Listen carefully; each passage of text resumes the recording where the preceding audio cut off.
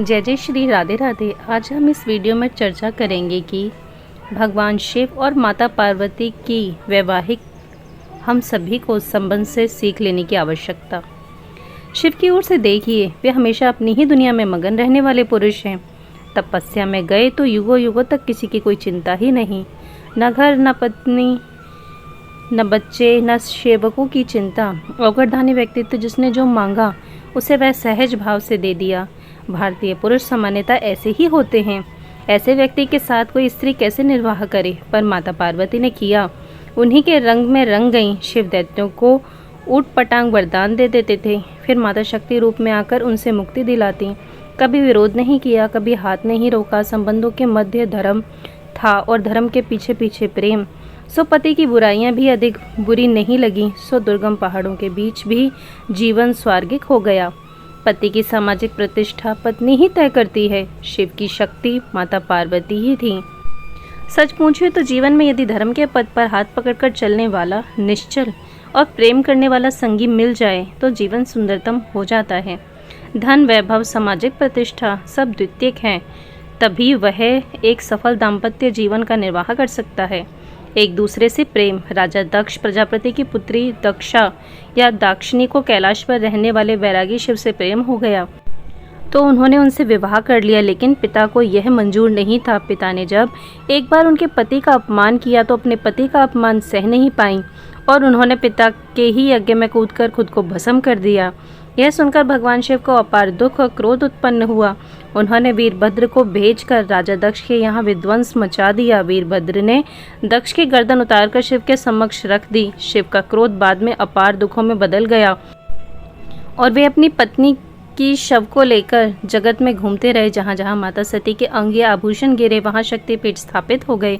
इसके बाद शिवजी अनंत काल के लिए स्थायी समाधि में लीन हो गए। विधिवत विवाह। भगवान शिव और माता पार्वती ने दोनों एक दूसरे से प्रेम करते थे, लेकिन उन्हें कभी भी गंधर्व विवाह या अन्य किसी प्रकार का विवाह नहीं किया। उन्होंने समाज में प्रचलित वैदिक रीति से ही विवाह किया था।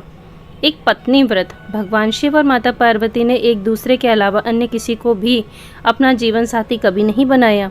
शिव की पहली पत्नी सती ने ही अगले जन्म में पार्वती के रूप में जन्म लिया और वही उमा, उर्मी, काली कही गई।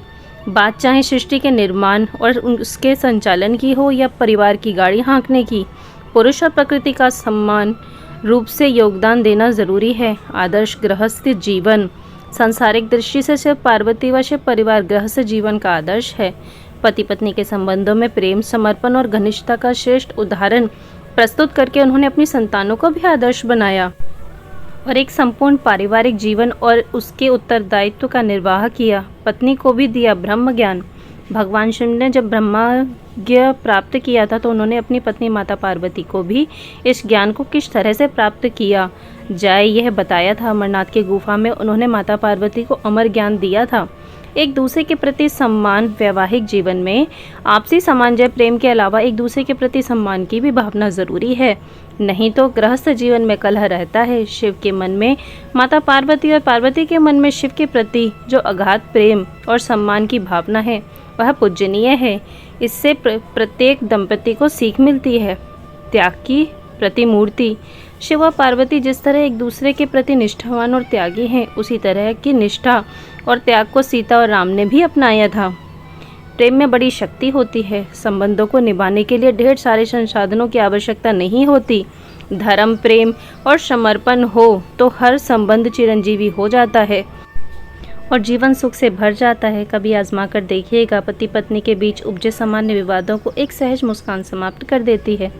भगवान शिव और माता पार्वती के वैवाहिक जीवन को भारतीय लोक के आदर्श समझा और माना था, तभी भारतीय विवाहों में अब भी माता शिव पार्वती के विवाह के गीत गाए जाते हैं। जय जय श्री